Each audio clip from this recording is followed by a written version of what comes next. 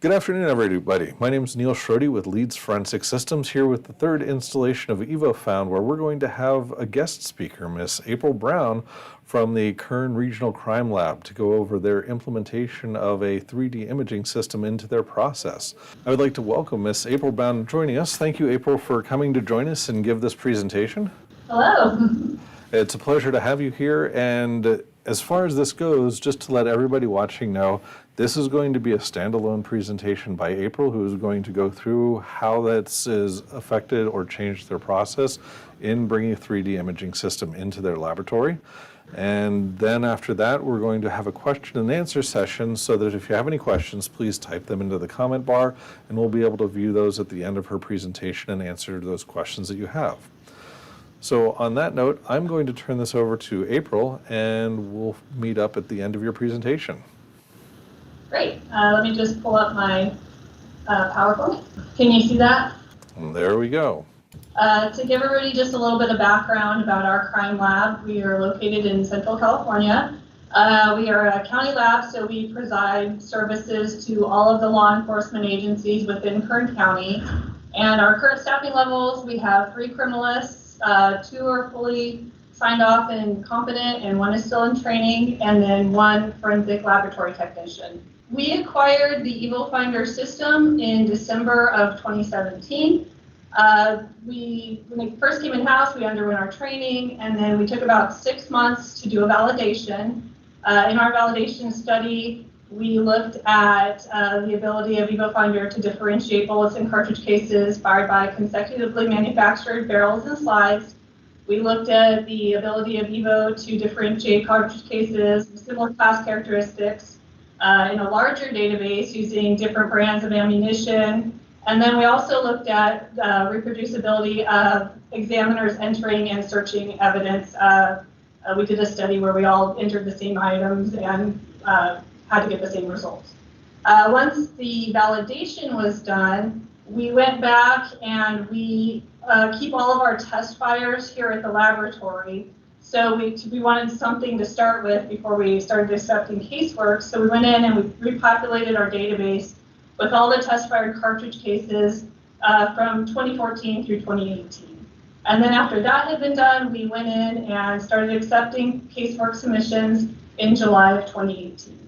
For first strategizing about how we wanted to bring Evofinder in and what our goals were, we decided that our #1 goal was going to be to try to get investigative leads out to our law enforcement agencies in a timely fashion while still meeting the requirements to be included in our A and AB scope. So we gave ourselves a 10-day turnaround time, and that's 10 calendar days. So depending on when it comes in, we get more or less time to get it through the lab. And then our other strategy was to make some major changes, and the biggest change was that we put the database request on the front end of our process. So every submitted firearm and cartridge case starts with an Evofinder, and then bullets are done by case-by-case basis. So everything that comes into the lab starts at Evofinder. And then we also looked at all of our processes to try to streamline everything as much as possible, so that we could have our workflows flow more smoothly and get things out the door as fast as possible. The job duties, we reworked our trainings and that such that everybody who goes through the Evofinder training program can test fire and enter firearms and search for database. They can conduct preliminary examinations of cartridge cases, group them together by firearm, and then choose representative samples to enter into the database. Everyone performs their own correlation searches and determines whether there's an image association or not, and everybody draft completes their own reports. Our forensic laboratory technician handles most of the Evo cases right now, and then all of the criminalists are trained as well, so we can fill in as needed. And then the separation of duties for the criminalists only would be we perform all the technical reviews.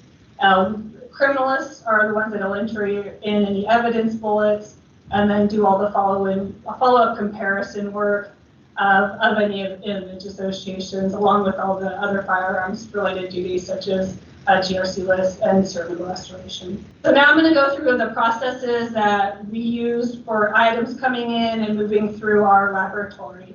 Once an item comes in, the first thing we will do is document using photographs. The exterior packaging of the items will take front and back, showing all the seals and labels, and then open the evidence item and show what was the contents of the packaging next to in the side-by-side with the open package.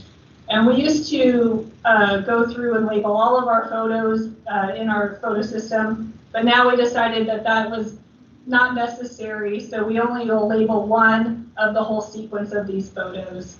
After everything's been opened, we will itemize it into our LIMS system and print any additional barcodes needed for chain of custody tracking. And that's done for all the items that come in for database submission. And then each item will be examined. So for firearms, we will take additional photos of both sides of the firearm and a close-up of the serial number. We'll perform an examination and safety operability check and complete an examination worksheet, and then if it's safe to fire, we will generate 3 test fires.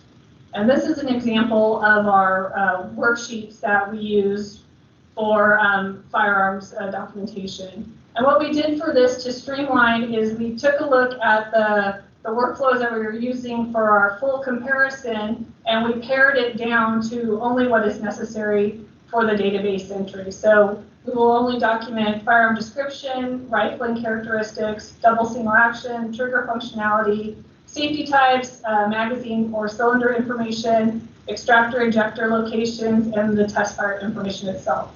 No measurements are done at this time. We don't do landing group impression or overall barrel lengths. This is done in a separate set of field sets if the firearm comes back for a full comparison request. For cartridge cases, we will open them all and take a photo of the head of each cartridge case received. And then at that same time, the analyst will look at them underneath the stereo microscope and group them together. And based on the groups, we will pick a representative sample from each group to go into the database. So here's an example. So in this situation, 1A, 2A, and 4A all look the same. So the analyst would choose a representative sample of that group.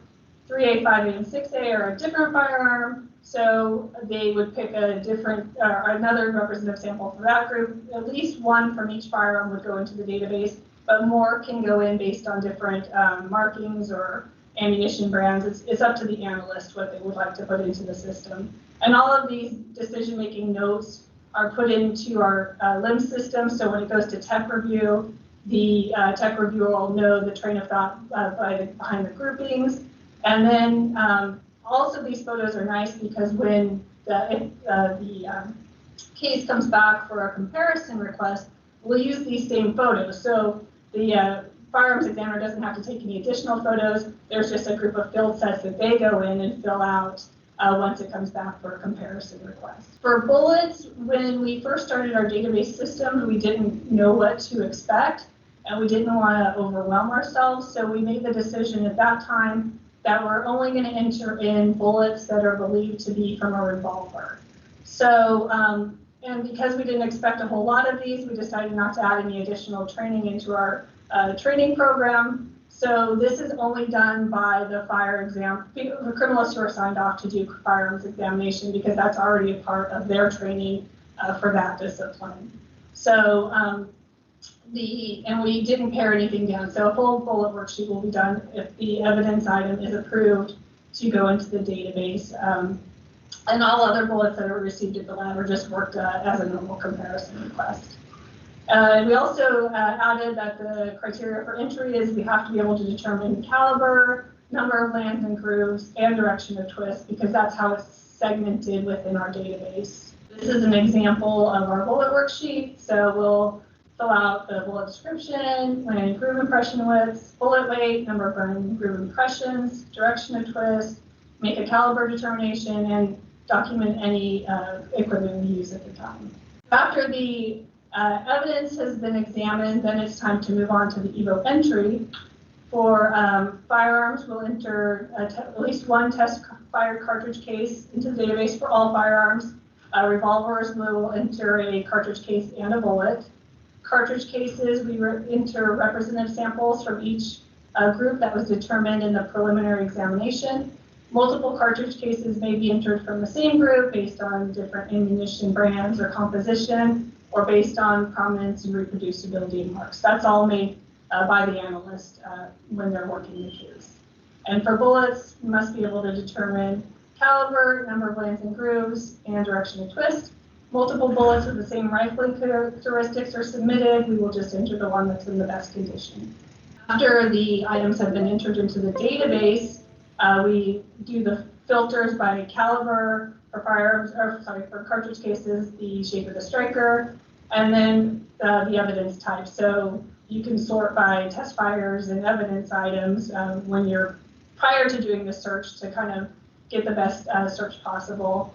Once the correlation is done, we'll review at least the top 10 breech-based marks, top 10 firing pin impressions for cartridge cases, or the top 10 based on line impressions for the bullets. And these are examples of the reports that are generated in Evofinder. If it's an image association, like the one on the left, it'll have a side-by-side of both cartridge cases with the information for both at the top of the report. The one on the right is what we generate if it's not an image association and it only has the entry information for that item. And lastly, the report wording will go into our LIMS system to be reported out to the agency. We will give a preliminary statement in the case of cartridge cases, how many firearms we believe were involved based on how they were grouped together. If there's no image association, we just report what was entered into the database, and there's no image association at this time. If there was an image association, we will report what was entered and then list out any items that it hit to within the database. And then at the bottom of the report, if there's an image association, we'll release, have a statement saying this is only preliminary and that a microscopic confirmation is still required. And lastly, just a little check-in on how we've been doing so far. Since 2018, we've completed 1,316 requests, and out of those, we've generated 328 investigative leads. And these are both warm and cold hits. So if the firearm and cartridge cases come on the same request, we will report that out as an image association. And of our targeted time of 10 days, right now we're about 13 days. So there's a little bit of room for improvement, but so far I feel we've been doing pretty good with this. And that is all I have. So if you have any questions, now's the time. Thank you for your time.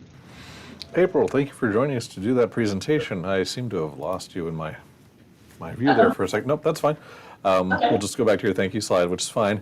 And that was a wonderful presentation on how things have changed in your laboratory. Thank you for joining us today. Taking a look at our feed, I don't see any questions at this time. And if there are any that come up afterwards, we can definitely respond to those via email. Great, sounds good. Once again, April, thank you for joining us. It was a pleasure having the chance to get you to present this information for people that were interested in it. Oh, you're welcome. And equally, thank you to everybody watching. I know we had some technical difficulties at the beginning trying to get the presentation up due to some of our interfaces. Thank you for your patience and taking the time to watch this third installation of Evofound. Please join us in 2 more weeks on February 4th, where we're going to be going over setting phase relationship between the sides of cartridge cases and the face of cartridge cases and scans, and getting those all set up in the Evofinder software. Thank you all for watching, and we look forward to seeing you again then.